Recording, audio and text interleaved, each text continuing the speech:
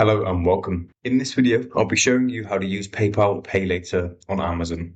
So Amazon does not accept PayPal. You cannot integrate PayPal with paying on Amazon. However, the best workaround that I have found to do this is by buying an Amazon gift card using PayPal, using an external website, and then redeeming the gift card here and being able to use your balance from the gift card in Amazon. So this website called Dundle, you can buy online gift cards here. Select the region that you want to purchase it from, and then it will give you the potential gift cards to buy.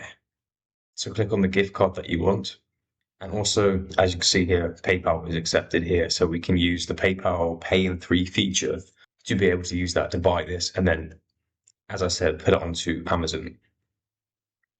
So once we are happy, we can press choose a payment method and select PayPal. Then click buy now, and that will bring you to the login page. So it's asking me to continue on the PayPal app. So I just needed to confirm that online. So here it's saying I cannot use Pay in 3. So the minimum amount for using PayPal Pay in 3 is £30.